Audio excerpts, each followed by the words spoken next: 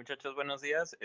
Hoy vamos a hablar de otro de ahorita ya estamos empezando con el bloque de los autores latinoamericanos contemporáneos, es decir, los que empiezan a escribir más o menos en 1940, hasta muchos siguen vivos o, pues bueno, no sé, se oye como muy feo si digo moribundos, o por lo menos ya muy viejitos, ¿no? Entonces, vamos a empezar con Mario Benedetti, es uno de los más grandes escritores que hay en Latinoamérica. Yo la verdad no me había metido mucho a su obra, conocía el libro de La Tregua, que es uno de los más conocidos, más populares que tiene, pero fue hasta que empecé a preparar esta clase que me di cuenta de que es una cosa bestial lo que escribe, ¿no? O sea, escribe muchísimo, escribe de todo y, y durante toda su vida, que eso es algo como más increíble todavía. Entonces tenemos a este señor que es Mario Benedetti. Él nace en el 14 de septiembre de 1920 en una familia uruguaya. Em, Al parecer, como muy temprano en su edad, cuando era un joven niño, su familia tuvo muchos problemas económicos y de hecho a sus papás los estafan. Eso hace que pues tengan que permanecer en Uruguay, o sea, sin mover sin mover mucho como su economía o sus planes durante algunos años. Cuando él está estudiando lo que sería el equivalente a la secundaria, necesita dejar la trunca un tiempo por problemas económicos y durante esta época también empieza a agarrar un montón de trabajos, cosas desde recadero cuando estaba pues muy pequeño y va creciendo y va agarrando otro tipo de trabajos. Me parece que también mecánico y otras cosas así. Tiene una vida amorosa muy bonita, creo sería la mejor palabra. Es de estas personas que encuentran a una compañera y pues toda la vida se la pasa con ella. Se casa con Luz López Alegre cuando tiene 26 años y es un matrimonio que dura 60 años porque pues ella muere primero, ¿no? Pero bueno, eso lo vemos un poquito después. Entonces vamos a empezar con este señor. Es, repito, de Uruguay. Y cuando estudié letras o cuando estuve en la carrera, me acuerdo que lo mencionaron un par de veces. Él muere en 2009. A mí me toca el momento de su muerte, pero la verdad es que como yo no lo conocía y no me interesaba, pues lo pasé como muy por alto y pues ahora me arrepiento, ¿no? Pero resulta que este señor empieza a escribir desde que tiene, pues quién sabe, quizás desde los 15 años, porque cuando él tiene 24, él ya publica su primer libro de ensayos. Entonces quiere decir que ya tenía muchos años en la práctica, ya tenía mucho tiempo, pues ahí, por lo menos intentando hacer literatura, ¿no? No les voy a resumir lo que ya está ahí en la diapositiva. De hecho, pues todo está tomado de Wikipedia, no copiado, solo tomado. Pero ahí están las fechas importantes, está desde el 44 hasta el 71 en diferentes publicaciones, es crítico de teatro, escribe un montón de poemarios en esta época, en su primera, digamos, infancia literaria. O sea, sí tiene ya como unos 30, 40, 50 años incluso, pero de todos modos se considera la infancia literaria de Mario Benedetti. Este, o sea, para tener esto como infancia literaria, quiere decir que pues escribió un montón, ¿no? Entonces, y resulta que Mario Benedetti era de izquierdas y en Uruguay en 1973 hay un golpe de Estado, justamente es lo que viene. Una de las cosas que marca mucho la obra de Mario Benedetti es que cuando él tiene, son 20, 73, tiene 53 años. Él es parte de un movimiento que se llama Movimiento de Independientes. Es pues un movimiento importante en Uruguay que es de izquierda. Hay un golpe de Estado el 27 de junio del 73. Y él, como miembro tanto de la universidad como de un montón de cosas, es director de un montón de revistas, pero por su postura política, él se obliga más bien solo a renunciar antes de que de que lo asesinen, ¿no? Para decirlo fácil. Entonces, Mario Benedetti es parte de la universidad, es parte de un montón de cosas de literatura, y él decide mejor irse antes de que lo maten o antes de que le hagan algo a su familia, porque estaba pues feo el régimen, ¿no? Em, Estuvo vagando entre Argentina, Perú y Cuba. De hecho, el primer año, los primeros 2 años del exilio se los pasa en Argentina y Perú. En 1976 él llega a Cuba y después en el 77 se va a España, donde pasa casi todo el resto del exilio. Eh, Hay un montón de cosas que escribe, sobre todo poesía. El libro más conocido de esta época, que es como muy oscura, se saben algunas cosas, pero como le dolía mucho, pues no platicaba mucho de ello. Su libro de poemas de esta época se llama Vientos del Exilio y tiene 53 años cuando deja Uruguay. Una de las frases que tiene en este libro, la voy a leer de la pantalla obviamente porque no me la sé, dice, un viento misionero sacude las persianas, no sé qué jueves trae, no sé qué noche lleva, ni siquiera el dialecto que propone. Y esa era una manera de decir, pues el exilio está gacho. Pero es algo como muy curioso porque a pesar de que estuvo 10 años, 12 años en el exilio, del 73 al 85, Mario Benedetti siguió escribiendo y escribiendo y escribiendo, en todos momentos, a todas horas escribía, eh, y se le permite regresar a Uruguay en 1985, cuando se depone la dictadura, perdón, y se instaura me parece que es democracia, lo que es en Uruguay, sí, son democracia. Entonces, esto hace que toda la obra que ya tenía acumulada de repente explote. Bueno, no es de repente, realmente se conoce mucho a Mario Benedetti ya desde que estaba joven por todas estas cuestiones de literatura en las que estaba involucrado, pero realmente sí hay una explosión, porque empiezan a contratarlo para, bueno, no contratarlo, más bien a buscarlo para cantar con Serrat.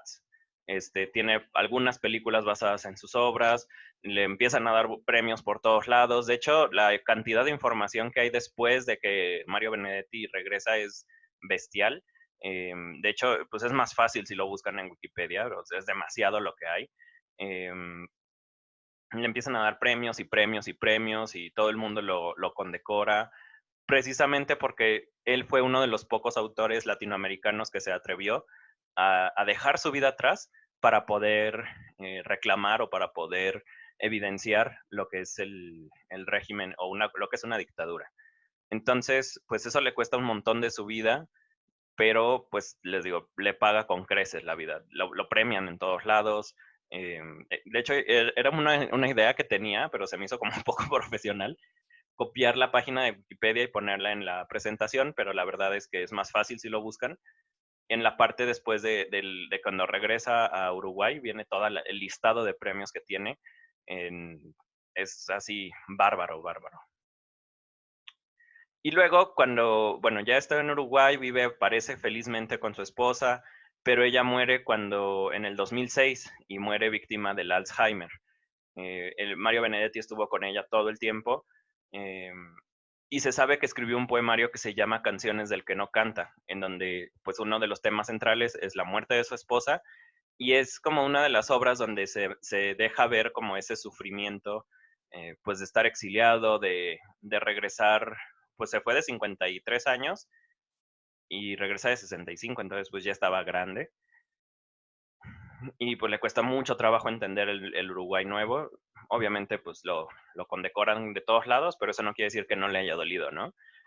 Tiene una de las frases en donde se ve que estuvo como dolorido durante mucho tiempo, no ha sido una vida fácil, francamente, y pues es como decirlo muy bajito, ¿no? Bueno, otra cosa importante, bueno, muere su esposa en el 2006, le dedica este poemario Canciones del que no canta, y hay un poema muy bonito que yo no había leído hasta esta ocasión, que se llama Epílogo, y es justamente lo escribe el día, no sé si el día de la muerte de su esposa o poquitos días después, pero es justamente eso, y dice, antes de su final inmerecido, Luz abrió por última vez sus ojos, y su mirada fue una despedida. Nunca podré olvidar esos ojos tan míos, resumiendo una vida dando un amor postrero, más o menos consciente del temblor de mis manos. De ahora en adelante, aunque comparte el tiempo con cercanos, con los míos de siempre, y pregunte y responda y hasta ría, mi alma estará sola en su guarida con su resignación involuntaria, rodeada de memorias imborrables e insomnios invadidos de tristeza, y así, una noche llegaré en silencio al borde de mi último destino. Entonces, tiene varios poemas más, estuve revisando un poquito su obra, pero tiene un par más que hablan justamente de la enfermedad de su esposa y pues, de su muerte, ¿no? Mario Benedetti muere el 17 de mayo de 2009. Parece que tuvo algunas complicaciones de salud y pues muere en Argentina, si mal no recuerdo. Y ya. Mario Benedetti es, les digo, un autor que escribe de todo. Escribe, ensayo, novela, cuento, poesía, obra periodística. De hecho, se sabe mucho de la obra de Mario Benedetti como escritor de periódico. Y también tuvo cooperaciones con canciones con un par de autores, sobre todo las canciones que grababa con Serrat. Y de hecho, Serrat lo busca para que, para darle música a sus poemas. O sea, la letra básicamente son poemas de Mario Benedetti. Entonces, estuve revisando la lista de la obra de Mario Benedetti, tiene una cantidad tremenda de libros. De poesía tiene como 20 poemarios, tiene como 8, 10, 15 novelas, tiene como 8 colecciones de cuentos también, entonces es muchísimo lo que escribe. Y su obra más popular, no quiero decir la mejor, porque quién sabe, no conozco su obra, pero sí la que yo he leído y la que todo el mundo básicamente conoce y todo el mundo recuerda a Benedetti es por la de La Tregua. La Tregua es una obra agridulce, supongo como la vida de Mario Benedetti, en la que se cuenta la historia de un señor ya grande, tiene 60, 65 años, em, y cómo se enamora de su secretaria que se llama, ay, se me fue el nombre ahorita, estoy intentando recordar y no hacer trampa. Son Avellaneda, Laura Avellaneda y Martín Santomé, ya. Entonces, tenemos a Laura Avellaneda, que es la secretaria de Martín Santomé. Es una muchacha joven, al parecer Santomé le lleva como 40 años por ahí, porque sí dice que tiene como 22 y casi de la edad de sus hijos y no sé qué. Martín Santomé es un señor ya con su vida hecha, que se ha dedicado toda su vida a estar en una oficina, no se dice bien de qué es, o al menos no lo recuerdo. Entonces, en este periodo de tiempo, Martín Santomé no ha sido feliz, se queda viudo y, y sus hijos como que no lo pelan, como que es ese papá medio gruñón que después de ya unos años como que todo el mundo ignora porque siempre está con las mismas necesidades y él se va haciendo pues cada vez más y más y más cerrado, triste, em, desesperado, más que nada como seco, creo que sería la mejor palabra. Martín Santomé se seca. Y un día corren o se va, no me acuerdo bien, se va la secretaria anterior, entra Laura Avellaneda a suplirla, y pues a Martín Santomé le gusta mucho, empiezan a platicar como a horas fuera de la oficina. Recuerdo mucho la escena de Martín Santomé en un café, y viendo cómo pasa Laura Avellaneda y pasa y todo el tiempo se imagina pues que estaría padre acercarse a hablarle, pero dices que yo ya soy muy viejo, qué tipo de relación sería, como que se echa mucho en cara eso y un día dice pues ni modo, si me dice que no, pues ya sabré que es no.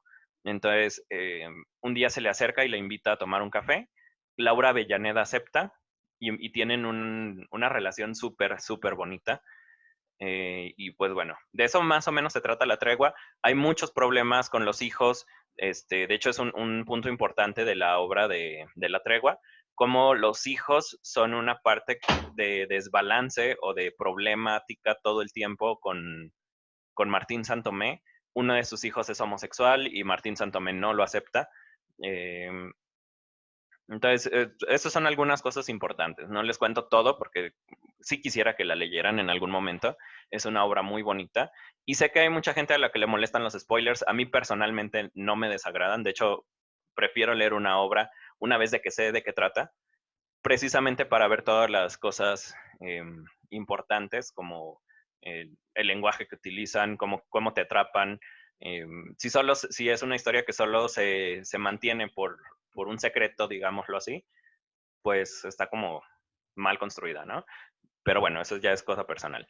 Entonces, es esta historia que se llama La Tregua, y de hecho en algún momento lo dice Martín Santomé, dice, la llegada de Laura Avellaneda es como una especie de oasis en este desierto, es una especie de tregua en esta guerra que se está viviendo todos los días. No recuerdo exactamente las palabras, pero es muy parecido a eso. Y bueno, Esta es la parte de Mario Benedetti que se conoce más, el Mario Benedetti sensual, el Mario Benedetti chistoso, em, satírico incluso, em, súper romántico, porque eso sí es como muy, muy cursi en muchas de sus obras. Tienen poemas de estos como en la calle codo a codo somos mucho más que dos. Tienen cosas súper bonitas, muy amorosas, pero también tiene una parte de su obra que es altamente doliente. Entonces, pues bueno, con esto terminamos la introducción a Mario Benedetti, igual que el video de Alejandra Pizarnik. Es solo una introducción. Ojalá puedan meterse más a su obra, de cualquiera de los autores de los que se hable. Eh, la verdad es que por algo son figuras de la literatura. Este, Mario Benedetti es una persona que sufre mucho y que todo ese sufrimiento lo transforma en algo bonito. Entonces es padre su obra. De hecho, yo voy a empezar a leerlo más ahora que tengamos un poquito más de tiempo por la cuarentena. Pero sí, Mario Benedetti es uno de esos personajes que vale la pena leer. Entonces, bueno, de eso se trata esta sesión. Espero de verdad que se puedan acercar por lo menos a su poesía. Es muy fácil de leer, como ya vimos incluso en el poema que le dedica a su esposa. Son palabras muy sencillas, es una estética muy simple, bueno, que tiende a lo simple. Digamos, no tiene las palabras de Góngora o no tiene como Quevedo o este tipo de autores del barroco. Y aún así su poesía pega en nervios muy sensibles. Entonces, Mario Benedetti es un tipazo. Si pueden leerlo, leanlo. Y pues bueno, eso es todo por hoy.